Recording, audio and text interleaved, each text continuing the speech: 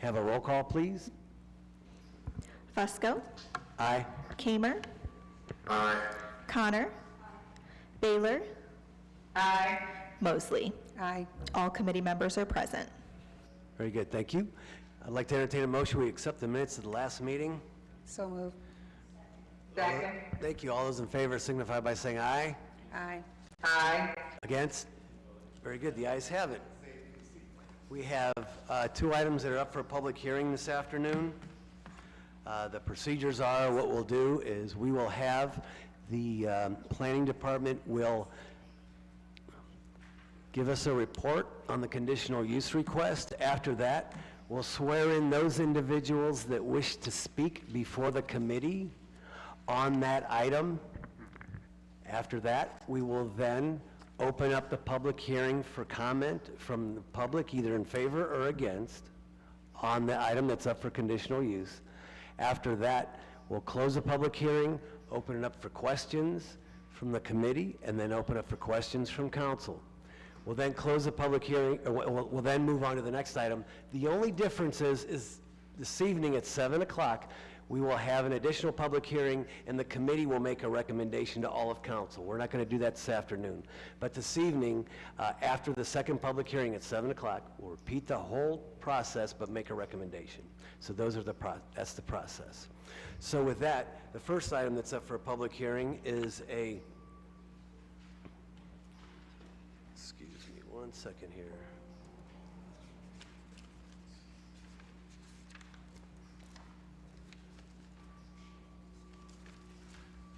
Ordinance authorizing a conditional use to construct a collision repair center at 1535 Vern Odom Boulevard.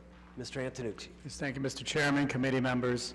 Summit Toyota is requesting permission to allow the construction of a separate collision repair center at the rear of the property. Summit Collision Pros would relocate from their current location in Norton to operate the Toyota certified repair facility. The proposed L-shaped building, approximately 15,000 square feet in area, would be located in the rear of the current paved parking area in an undeveloped part of the lot. An asphalt paved surface would surround the structure with parking for 78 vehicles on the west, south, and east sides. The building would be comprised of two sections. The east portion of the building would consist of a customer area, offices, and storage. The west side would house the vehicle work areas. The exterior materials would consist of metal siding in an off-white and gray color, with red accent band. The provided landscape plan depicts a line of shrubs and shade trees separating the collision center from the dealership activities, with ornamental trees, shrubs, and perennials flanking the customer entrance at the front of the building. Existing mature vegetation along Diagonal Road and the west property line provides adequate screening from adjacent residential uses. Planning staff's of the opinion that the collision center should not have a negative effect on the surrounding area. The use, while not specifically allowed in the UPD4 district, is a closely related function that one might logically expect to find in an auto dealership. The proposed development observes ample setbacks, which allows open space buffers from the residential properties. Petitioner states that noise and odors are not expected to be a concern, as the paint booths are prefabricated enclosed units with dedicated filtration systems. Business hours are to be 7 a.m. to 6 p.m. weekdays. The Toyota Certified Repair Center would be an attractive development and a welcome addition to the local business community. Office of Integrated Development, Planning Staff, and Planning Commission recommend approval, subject to conditions. Thank you. Thank you, Mr. Antonucci. At this time, we'll ask a representative of our law department, please swear in those individuals that may wish to speak before the committee. Please be sworn in at this time. Thank you. Please raise your right hand. Do you swear affirm the statement you're about to give is true, complete, and accurate? Yes. Thank you. Thank you. At this time, we'll open up the public hearing and ask if there's anyone here wishing to speak in favor of the conditional use request on Vern Odom. Please come forward. If you could please provide for us your name and address, we'd appreciate it. Thank you. Sure. Good afternoon, everyone. I'm Dan Barney with Arkinetics Architects, 3723 Pearl Road in Cleveland. Kurt Hansen, Taliseum, owner's rep for Summit Toyota of Akron, 8715 East Via Tecumero, Scottsdale, Arizona. Very good. Thank you. Yeah, I don't have a lot more to add other than we you know, as designers, this is a pretty low-profile building. It's tucked in the back. We're proposing to leave the existing trees that run along the perimeter of Diagonal, and also behind McTaggart. So there's an existing row of trees there. So we're planning to leave all that to kind of create a buffer in between our building, our proposed building, and the residences there. So we're just trying to minimize impact and what we're doing back there. So I have printouts if anybody wishes to have a paper copy. If we my could, committee yeah, goes that'd be to. nice. Thank you. The, anyone else? Do you have anything else to offer, sir, at this time? No, you good? Nope, I think we're good. All right, thank you very much. I'll ask if there's anyone else here wishing to speak in favor of the conditional use request? Anyone else wishing to speak in favor? Anyone wishing to speak against the conditional use request on Vernotum? Anyone wishing to speak against? Okay, hearing none, we'll now close the public hearing, and we'll open it up for questions from the committee. I just have one question. You'd mentioned the existing tree line and so on and so forth, so you're not anticipating any trees to be taken down whatsoever? Well, we didn't do a tree study Yeah. that locates every single tree, but the perimeter would get cleaned up, and the intent would be to leave any healthy and large canopy tree there in place. Gotcha, yeah, that's very good, very good, thank you. Questions from any other committee members? Not seen any. Any council members have any questions or comments? Any council members? Okay, very good. Not seeing any. We'll invite you back this evening at 7 o'clock. Again, what we'll do is we'll repeat this process, and then the committee itself will make a recommendation to all of council, either in favor, against, or to take time and table the item for some time. So that's it. Thank you very much for stopping by, and we welcome you back this evening at 7 o'clock. Thank you very much. Thank you. Thanks. Thank you. Thank you. We'll now move on to the second item that's up for a public hearing, which is ordinance authorizing a conditional use to construct an oversized garage at 845 Chinook. Mr. Antonucci. Yes, thank you, Mr. Chairman, committee members. Jason Mayfield is seeking approval to construct an accessory structure in the rear yard of this residential property. The proposed garage will measure 26 feet in width, 35 feet in length, for 910 square feet, with a height of 14 feet 8 inches. The garage will be constructed as a metal frame structure with steel siding that will closely match the house. The proposed structure is only 10 square feet over the requirements for an accessory building. It will be a solution to provide for personal storage of vehicles and will add value to this property and neighborhood without imposing on surrounding neighbors. Office of Integrated Development, Planning Staff, and Planning Commission recommend approval, subject to conditions. Thank you. Thank you, Mr. Antonucci. At this time, I'd like to ask if there's anyone here wishing to speak in favor of this conditional use request, to please be sworn in from a representative of our law department. Do you swear affirm the statement you're about to give is true, complete, and accurate? Thank you. Thank you. At this time, we'll open up the public hearing. If you could please provide for us your name and address. Hello, my name is Jason Mayfield at 845 Chinook Avenue over in Goodyear Heights. And I'll just continue. Thank you. Yes, yes, please. Okay, I was Thank just you. It's okay. You're good. But yeah, just gonna build this garage here. It's going to match the house, being like a barn red color with the gray roof setback where the existing little miniature Model A size garage was that the original houses had. And I'm sure the neighbors aren't going to be displeased by seeing all of my project cars moved into a building, and the much neglected landscaping around it is being taken care of anyway, because, well, it's overgrown and it was kind of wild when I moved in anyway. So it's going to just improve the look of the neighborhood and all around, and give me a place to do my stuff. Thank you, sir. Thank Thank you. Anyone else wishing to speak in favor of this conditional use request? Anyone else wishing to speak in favor? Anyone wishing to speak against? Anyone wishing to speak against? Okay, we'll close the public hearing portion, and again, invite you back this evening at 7 o'clock if you'd like to show up and offer any testimony to all of council, after which, after the public hearing, the committee again will make a recommendation to all of council. All right, thank you. Thank you so much for coming down. We appreciate it. Thanks. Any questions from any committee members at this time? Sharon Connor.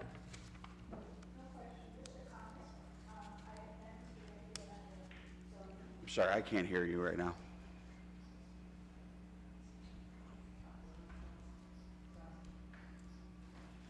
Sorry, this should work better. Okay. I had the opportunity to meet Mr. Mayfield at the zoning meeting. I've driven by the home. I think it's a great addition, and good luck with the cars. Thank you very much. Thank you. Any other comments or questions from any committee members? Any council members? Okay, hearing none, we'll invite you back this evening at 7 o'clock. Thank you so much. Thank you very much. Thanks for being here. Appreciate it. Okay, at this time, we'll move on to the regular list of legislation and request time on 3, 4, and 5. Item number 6, this is, excuse me, this is the development agreement and the development agreement, I guess, and acquisition sale for the redevelopment of 250 North Howard Street. Is there any questions or comments? Yeah, we discussed Mr. this last Baldwin? week. I'm sorry? We discussed this last week. Yes, yeah, we did, yeah. Thank you. Any questions from anyone? Add your name, okay. Ms. Mosley would like her name added to this? Any other questions or comments from anyone? Okay, I'm not seeing or hearing anyone. Is there a favorable recommendation with, I believe, suspension of the rules? So moved. Is there a second? Second. All those in favor signify by saying aye. Aye. Against? The ayes have it. Thank you. The next item, this is the Middlebury Development Agreement with the Middlebury Housing Limited Liability Corporation. And this would be for providing for the acquisition and sale of 23 Kent Street.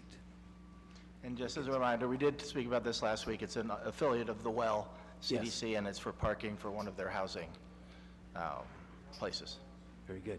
Is this a typical sale price in terms of? How did we deter, I'll defer to Dave on how we determined.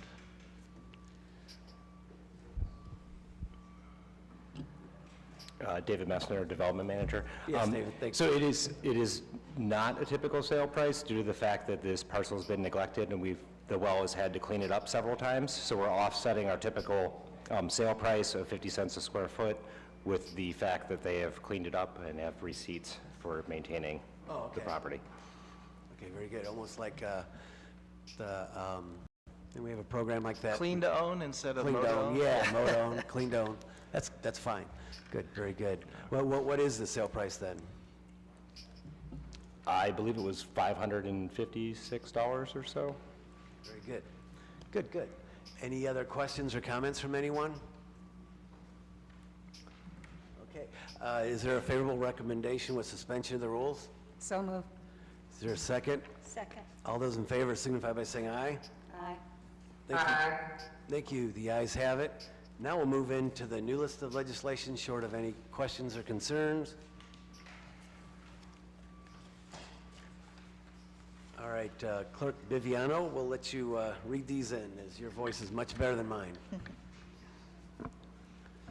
Item number 3 is a substitute offered as an amendment, resolution adopting the 2023 Capital Investment and Community Development Program, legally referred to as the Capital Investment Budget, and declaring an emergency. Thank you. Is there someone, Helen Tomic, are you here on this, or is there anyone here on this? Good afternoon. We have submitted a list of questions were posed to staff during our presentations October 31st and November 7th. We've responded to all of those questions, and we've recently submitted an amendment in addition to the final copy of the budget. And so to date, we have not received any additional questions, and we respectfully request passage. Thank you. Okay, thank you very much. I believe we'd like to take time on this particular item so that all council can get their eyes on this and provide input. Is there any committee members with any questions or comments at this time? Okay, not seeing any committee members. I see Mr. Malik's hand up.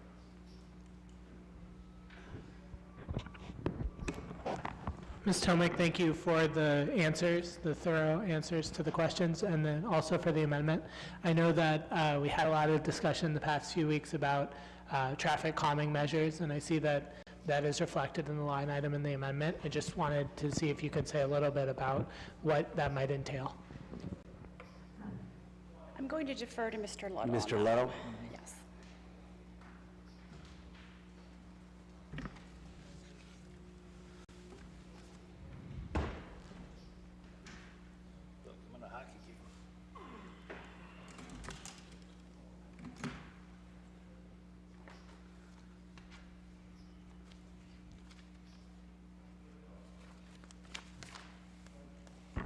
Thank you, Mr. Chairman.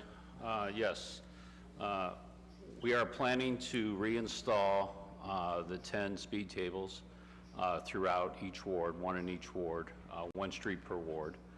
We've purchased new hardware. We are currently looking at bidding out the installation and removal of that.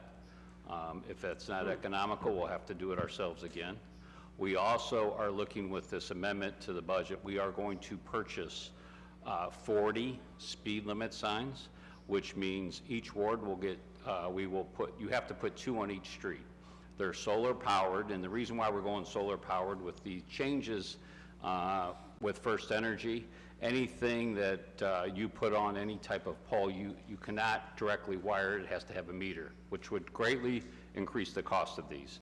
So the solar powered units, they will be cloud-based, they will collect speed data and traffic counts. So we will do, like I said, we'll purchase 40, each ward will get 4, each ward will do 2 streets for 4 months, and then we move them for the next 4 months, and then we will move them again the next 4 months. We feel like 4 months is enough time to collect this data, and then we will go from there. As long as we're going to start collecting this data on where they're speeding and how much they're speeding. We're not getting enough data from just one street with one speed table in each ward. So this will allow us to really expand our program, and we're going to really find out where they're speeding at and where the accidents are at. So we are currently working with the APD to update all our traffic accident data into our GIS, use that data, and with the AMATs, that's where we'll be placing these units. So I don't currently have a lead time on the units. We are asking the manufacturer, and the prices are all ODOT pricing, so they're sole source, source well. Good, good. That sounds like a very thought out and good plan in terms of especially harnessing that data. Yes. Mr. Malley? Thank you for the detail, Mr. Ludlow. Just a couple of follow-ups. What's the per unit cost on those digital indicator signs? $3,200. Okay.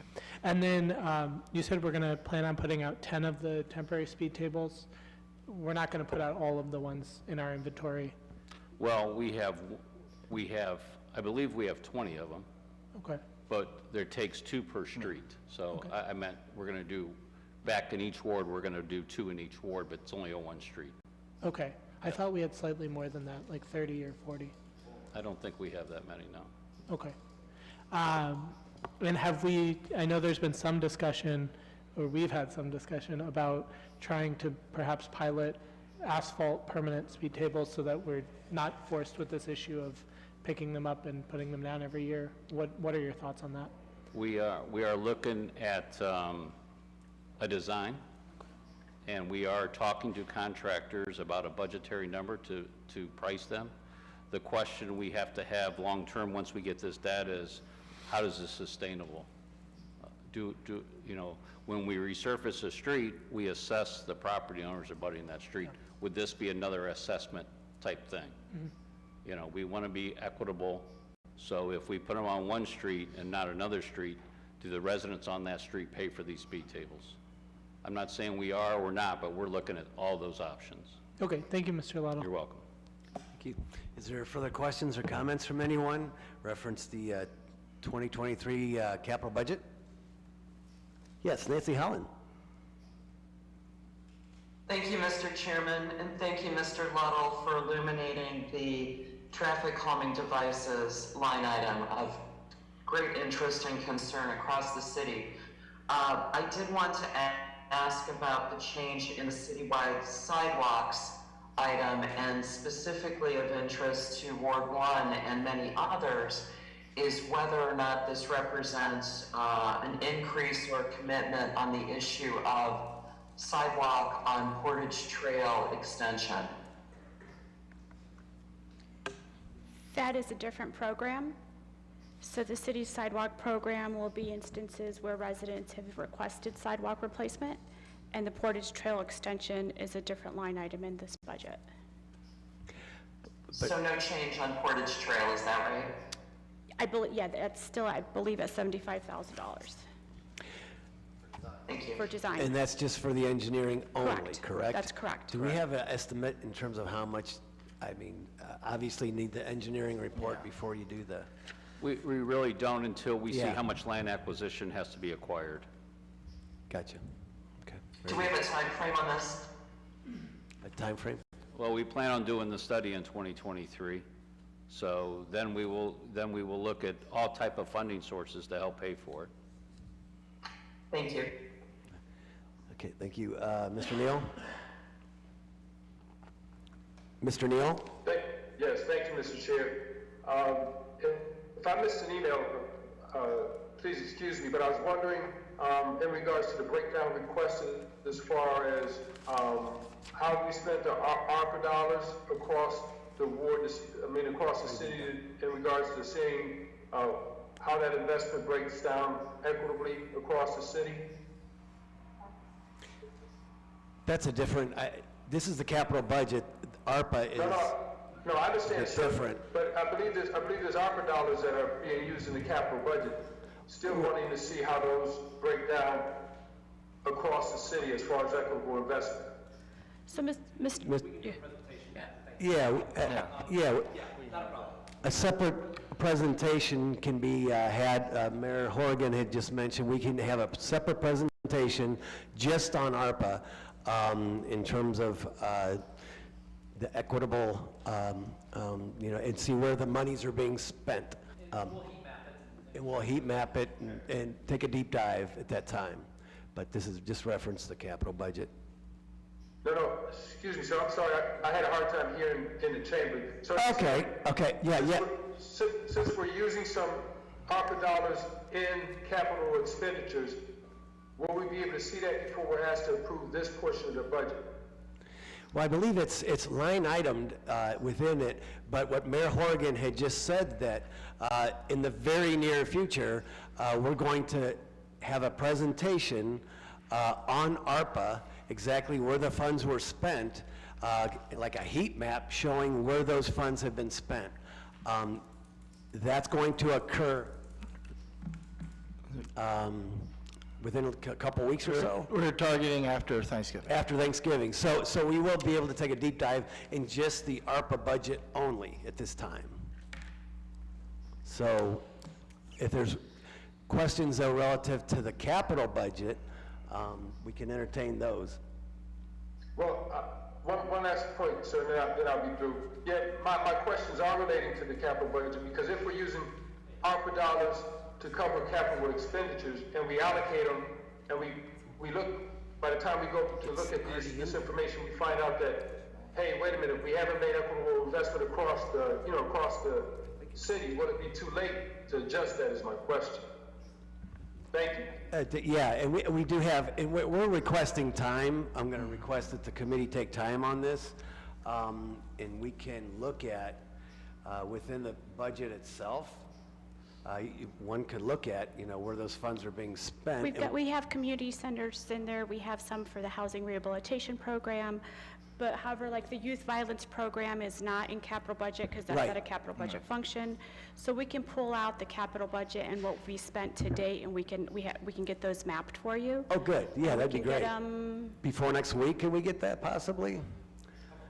I mean, the ARPA home repair is a work in progress. Yeah, right. But, again, it's been, in and of itself, what we set up was to target high-need areas.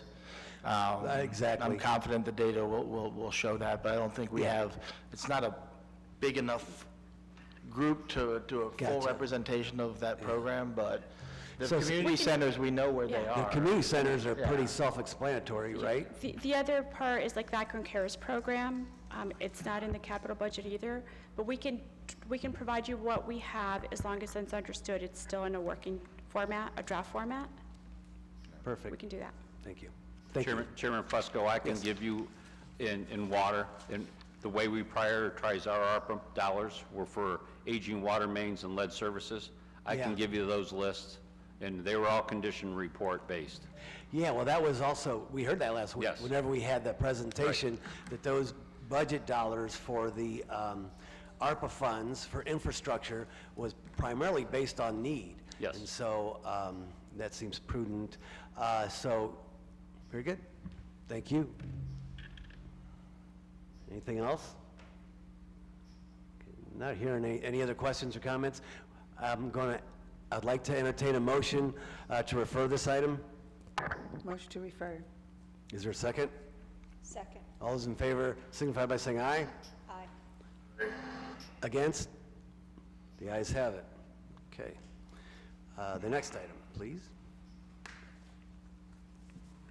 Item number 4 is an ordinance authorizing the execution and delivery of a development agreement between the City of Akron and Driverge Vehicle Innovations LLC, or its designee, for the creation of Driverge's new headquarters and consolidated operation in the former Chapel Hill Mall and declaring an emergency. Thank you, Sarah Biviano. Yep. Is there someone here to speak Yeah, on this? I think we've mentioned Driverge in the past before, but they are coming into the old Chapel Hill development. They customize, do custom outfitting of vehicles. I think a big portion of what they've done over time is to make vehicles handicap accessible. And they are moving in. I think it's about 46 new jobs to Akron. This agreement is to do a grant based on the increased income tax coming to the city of Akron. A grant, you say? Yes. About how much? But it would, again, ultimately, it would depend on how many people are there, assuring that they're all working from home and such. But do you have an estimate, Brad, on the? And I understand it's hard to nail down exactly until, but approximate? It's approximately, the grant would be about $20,000 a year for the new jobs. And that's just a portion of the income tax. Okay, very good. Also, how big of a footprint are they taking there? About square footage wise? Actually, we do have some representatives Okay. from Driverge here. They're online? They'll be able to give you the square footage, but they are investing over $2 million in the facility, not just in equipment, but also in upgrades to the Chapel Hill Mall with the developer. Very good, thank you. But Yes, if you please provide for us your name and address, and please feel free to share with the committee. Yeah. Thank you. My name is Mark Minutell. I'm the president of Driverge Vehicle Innovations. Thank you for having us. I'm joined by Dennis Burnside, who is our local real estate advisor, and by Bill Myers, who is our CFO. First, we want to say thank you. We are we're a proud Akron company, and we welcome the opportunity to work within Akron, and we're looking forward to all the work that's going on at Chapel Hill Mall. We're turning the mall into a light industrial space. We're extremely excited about it, and we appreciate the city's support. We do plan to be moved in by the end of the year, which I think was the question, but our plan is to be fully moved in by the end of the year. Thank you, sir. Thank you so much for your commitment to Akron. It's great to hear a homegrown company moving into this space, and the services that you do provide is extremely important and beneficial. Thank you so much for that. Anyone else wishing to speak? No? Okay, very good. Any committee members have any questions or comments? Sharon Connor? I just want to say, I'm so excited. I visit your Mo Drive office often with my van. It'll be nice to have a much bigger space. As a person who values their freedom, it's a great service to our community to have someone providing those vehicles. Thank you. Thank you. Again, thank you for your commitment to Akron. We really appreciate it. Thank you for staying here. Any questions or comments? Is a consent agenda okay? That's fine, but I think we have a hand up. Oh, do we have another? Oh, Mr. Malik, I'm sorry, didn't see you. Thank you, Mr. Chair. Mr. Volman, is there a copy of the draft development agreement that's available. Yeah, we can get that to you. Thank you. Very good. Any other further questions or comments? Okay, very good. Is there a motion for consent agenda? So moved. Is there a second? Second. All those in favor signify by saying aye. Aye. Against? Very good. Thank you. The ayes have it. Consent agenda it will be. Item number 5, Ms. Viviano. Item number 5 is an ordinance authorizing the execution of a development agreement with White Pond Reserve LLC or its designee, providing for the sale and development of property within the White Pond Frank Boulevard Urban Renewal Plan area, finding such property is not needed for any public use and related findings, and declaring an emergency. Thank you, Ms. Viviano. Yes, Mr. hello Holman. again. And I think we've done this on the last few development agreements that we've done. I've been trying to set up a way to bring it in, let everyone know it's coming. We do not have a finalized development agreement as of yet. We will get that to council prior to giving a presentation. I'm hoping to do that. I'm hoping to have the development agreement done later this week, that we could get it to council, so that we can then do a presentation on the development itself. Okay. And then we would, follow up questions after that, and then look for passage, hopefully on the 28th, subject to being able to answer all of your questions and concerns about the project. I did want to, we've gotten a fair amount of correspondence, I'm sure a lot of you have as well, regarding this project. I did want to, some misconceptions, some misinformation that I think is floating out there. I think primarily is this project will not disturb the existing wetlands on the property.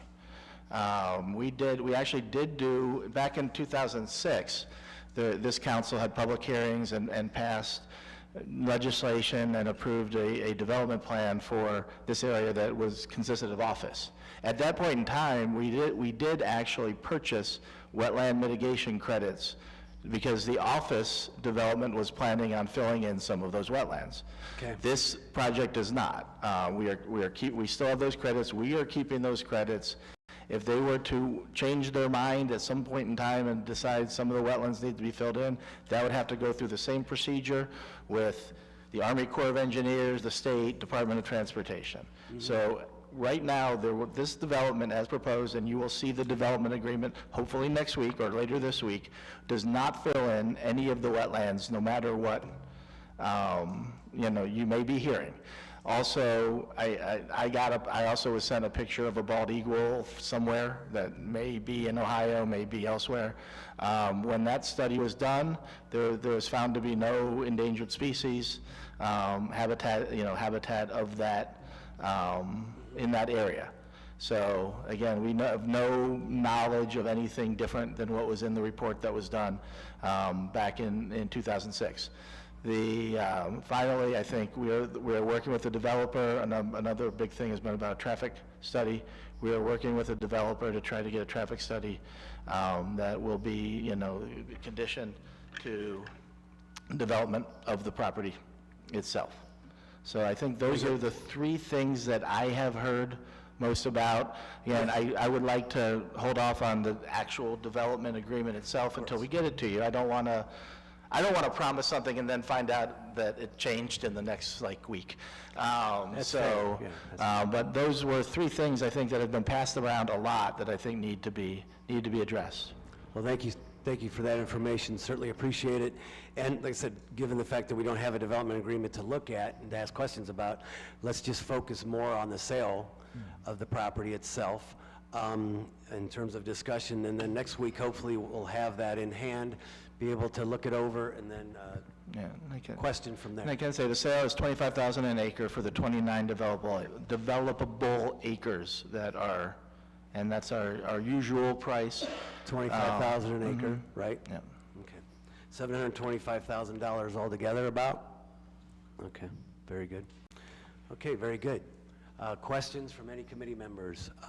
Ms. Mosley? Thank you, Chairman Fusco. Sean, thank you for that bit of information. We too have received several emails.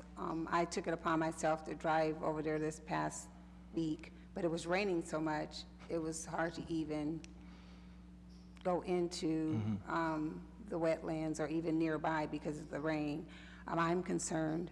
I think that things that have been brought to our attention should give all of us some concern. And I do hope before we vote on any development agreements that there is a effort to talk to those who are concerned, to those residents.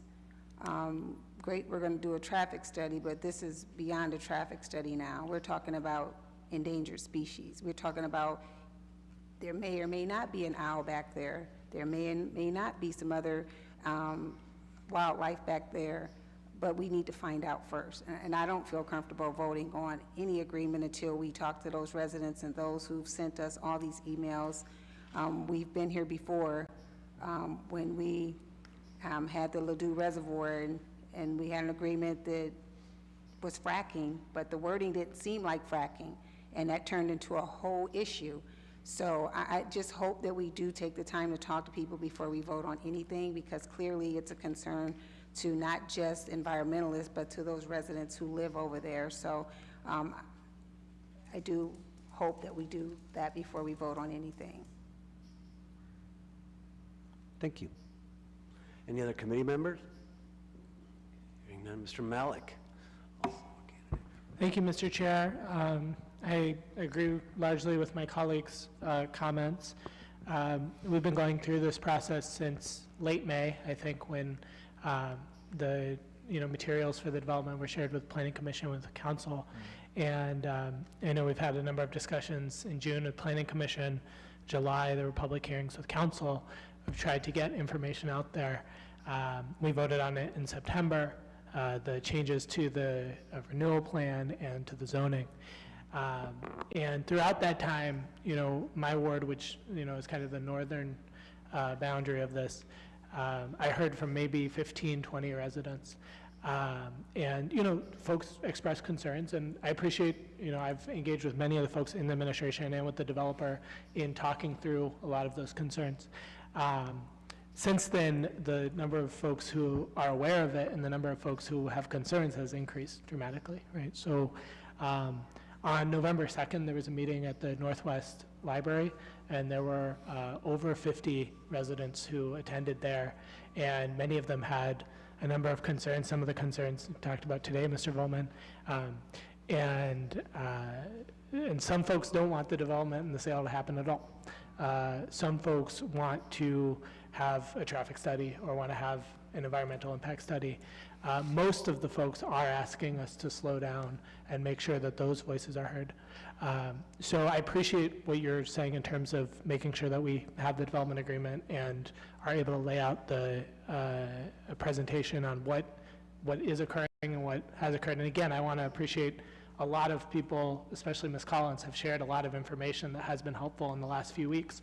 But the ask that I would have is that we try to have a meeting at which the residents who have expressed concerns are able to share those concerns directly with city administration and with interested council members, and able to hear some of those answers to specific questions, right? Because I've tried to relay some of that, but I don't have all the information as well.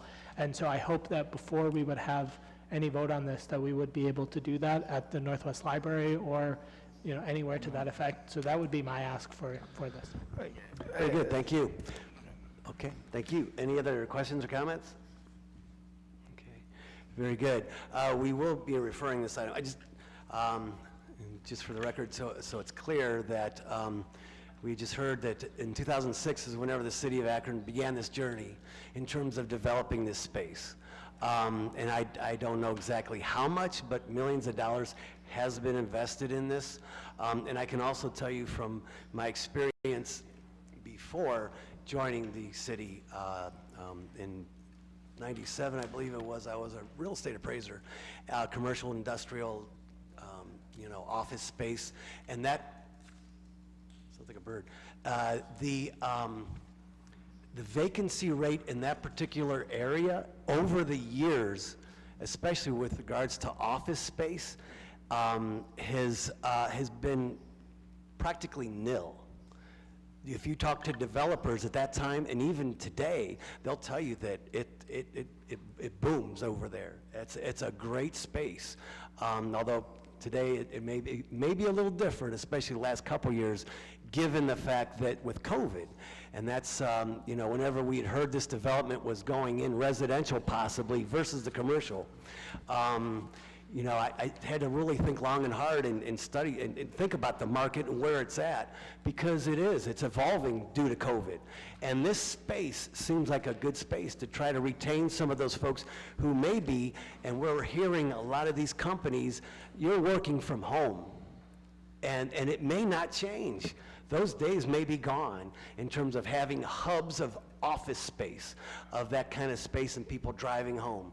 You may be seeing more and more, and that's what kind of, you know, for me anyways, that's what made sense. It's, you know, you can be downtown extremely quickly if needed, but this space seemed to make more sense in terms of the residential piece and I want to congratulate Mr. Malik. Great job in terms of, you know, informing Ward 8 in terms of what was going on. It seems like a lot of the complaints, you know, are from, you know, the area that, and we took a lot of time. Going out there a couple times, looking at the footprint out there and seeing, you know, where the houses are going to go, the proposed housing and residential development, and, you know, being, in trying to look at the buffer piece, and that's something that we, you know, dedicate a lot of time toward and discussing and trying to figure out what is going to be best in terms of this overall development. So, Mr. Malik, did you have your hand up? I appreciate what you said, and I agree with a lot of it, right? I want to be clear, you know, I voted for those two changes that we made last month, or in September. I think there is value to the project, right? There's merit to having new housing in the city of Akron. Especially having single-story housing, there's a huge amount of demand for it. I guess where I come in is that, you know, I think I don't get any congratulations for residents knowing about it, because I tried to get the word out in June and July and August, and we spoke to a number of folks, but the folks I think who've found out about it over the last month, they didn't get the information from me, right? They got the information from residents who've walked the neighborhood and passed out information. So I've tried to engage as best as I can, but so I'm frustrated in a way, because I wish we could have had that meeting at the Northwest Library in August, right? And I appreciate, we could have voted on this in July, and you said, let's go ahead and wait. And so I think that's where I'm standing, where it's like, I've got many, many more times of folks all throughout that neighborhood north of Frank who are now standing up and saying, hey, I hear the explanations you're giving, but that's not sufficient for me. And so I think it's incumbent on us to actually find a way to listen to them and to correct where there is misinformation, right? Or to correct where there's misunderstanding, and to at least hear and try to address where there are legitimate concerns. So that's the point that I wanted to make. Well, thank you very much. I don't know about misinformation necessarily, just, yeah, misunderstanding I think is more appropriate, because everything we explored and discussed was, as far as I understand, has been straight on. Mayor Horrigan would like to say something. I want to make a couple of points. One of them is actually a pretty good one. In listening to Diverge and their impact that they've had on the community, if you remember 6 years ago, you know, this city was strapped with over, you know, hundreds of thousands of square feet of empty mall space that has now been turned into, you know, kind of an industrial powerhouse throughout the city on both ends, both in Romig Road and Chapel Hill. You all should be taking victory laps and congratulating yourselves, because we have created that environment for people to want to come into the city and create jobs. The other is, in the history, especially with this piece of property, and you've been driving by it like we all have for 50 years, it used to be a leaf dump and a concrete manufacturing plant. It was never a protected wetlands just because water pools somewhere. And the type of system of government that we have is that you are all elected at some particular point to represent those concerns of your residents. That doesn't mean that they're wrong or that we are, but, you know, and we've listened to every single person who has said, listen, this is out there, or I have concerns now. At some particular point, there's a leadership discussion, and there's a question of saying, listen, I think this is good, I think this is bad, but you represent all of those, and there could be people who are weighing in that are actually from outside the city. And that's okay. I mean, they want to do that because we live in an age of social media and email and communication, and they have concerns. And you really can't compare, I don't think you can compare the fracking one with this one, because I think they're a little bit different when it comes to housing and oil, but I get the concern. But at some particular point, you all have to make a decision about what is best for this city and what is best for that area. And we've taken a significant amount of time over the last 3 years to look at that and say, okay, like you said, COVID, is anybody building office space? God, not really. Just don't think that's going to happen, but we do have a strong need for housing. And we do have available properties for that. So the impact, whether it's environmental or whether it's traffic, and ODOT has already looked at that exchange and had been looking at that exchange for a number of years to be able to say what are the changes to be able to do that. And so it's not of saying, hey, let's listen again. Well, we've heard all the concerns. And I just don't really hear anything that says, hey, listen, we should not do it because of this. It's not that we don't listen, but at some particular point, you're going to have to make a decision of whether you think this is good or bad. Obviously, we think it's a very good investment from a company, and this is not local money it's doing. It's actually coming from outside of Ohio to be able to invest in this community. That's one of the whole goals, too, is to attract outside money and developers to say, we can do this. It's a good product. And it's not about not listening, but at some particular point, you're going to have to make a decision. We will present all the facts, get rid of all the misinformation like the endangered species, like these pools of water that are not really wetlands. It's just where water has gathered at some particular point. So I want to make sure those are on the record. I want to make sure you heard from me on this. We've been working hard and have listened to those concerns, and we'll go from there. So, Mr. Chairman, thank you. Yes, thank you, Mayor Horrigan. Mr. Neal? Thank you, Mr. Chairman. I appreciate all the comments that were made. And to Mr. Holman's point, I think, looking forward to when the agreement comes in. I would like to say for folks, I understand a lot of the concern is outside of Ward 4, but this is a Ward 4 development. So when it's time for us to have a meeting, we have a very good community partner in St. Sebastian's. Father Valenchek always makes Swissler Hall available for meetings. The meeting should take place in Ward 4. I can reach out to him for the meeting to take place there. And so that we can talk with each other, not about each other. I think all parties should be there, from citizens to developer to those people. I've reached out to those are the realtors, should be there. But we mentioned this last week, something that we can address since the citizens have made us aware of some of the concerns, because as the mayor said, I don't know how long this site has been there as a dump, where we could all drive by the expressway and see the gravel, the construction stuff there, and the for sale sign has been there forever and a day. We do have a for sale sign on Mall Avenue, where when some of the residents met with the developers at their office, we met there, the developer said they did not choose Mall Avenue because on the data that they had, that was designated wetlands. So I think one thing we can do as being proactive is look at if they're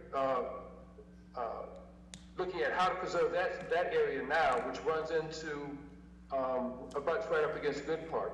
That's one thing we can learn from here, and as well as taking a survey across the city where there's other wetlands that need to be preserved. But we also have to keep in mind this: those who do this work, the reason why they develop wetland credits is because they understood in some communities you would need to do some development in these areas, and to offset that, the credits were made so that you can create wetlands in other areas so that development could take place. But I appreciate the emails I've received. I had a beautiful conversation with a young lady who may even be there today and has requested to speak, who I'm sure is going to speak this evening. So I've been educated by a lot of folks, but as the mayor has said, a lot of work is going into this. I've let residents know that I stand in support of the project based off of concerns I've heard from residents that live in Ward 4 that are now having to move because of where they live. Those apartments are being converted to condos. And when they sought other rentals, they couldn't find it. They had to move outside of our area to find that kind of housing. And I know for those of us that live here in Akron, we're like, who's going to pay $1,200 for rent? Who's going to pay $2,000 for rent? But when you go up to Cleveland, and something a lot of us don't know, there are a lot of people that live in Akron but work outside of Akron, as far as New York and DC. They live here, they fly there on the weekend and they come back. And for folks that look at our housing stock, that's why you have people who will buy homes, a dozen, half a dozen, sight unseen. Because what we pay for rents in Akron and what we pay for homes in Akron doesn't translate to other communities. It's very inexpensive. But all that being said, as my colleague said, we need to respect everybody's concerns, from the residents to Triton, who has done their due diligence and see what's best for this project. But I do want to stress, this is a Ward 4 development. The meeting should take place in Ward 4, and when the time is right, I can reach out to one of our great community partners, Father Valentek and St. Sebastian's, to see if Swissler Hall will be available. Thank you. Nancy Holland? Thank you, Mr. Chairman. I'd like to thank my colleagues for their comments, and I would like to particularly thank Councilman Malik and the mayor for allowing us to have a sense of the timeline on this particular property. I think it's a very important thing to understand that this is a property that has been considered and regarded and evaluated for many, many years. I want to say that I think that when we have information readily available on how we do things, that what we end up with are good decisions that are readily embraced by a variety of folks. And I think that maybe what this experience represents to me is perhaps a new era.